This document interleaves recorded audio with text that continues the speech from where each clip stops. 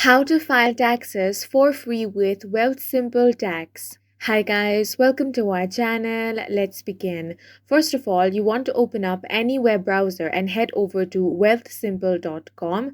On this website, make sure to sign into your account. Now, you want to click on the tax option. After that, here you want to select your profile or create one.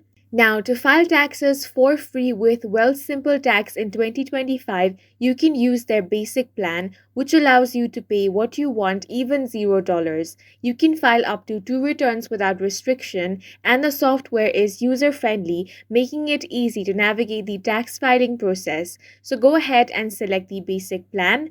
After this, you will have to complete all of these steps in order to file your tax. So go ahead and first of all enter your personal information. After that, you can autofill and add the forms. Once that is done, scroll down and enter all of these details. Then review all the details that you have entered. After that, you can submit your tax return using NetFile, and that's it for this video. If you found it helpful, please make sure to hit the like button and subscribe for more videos like this.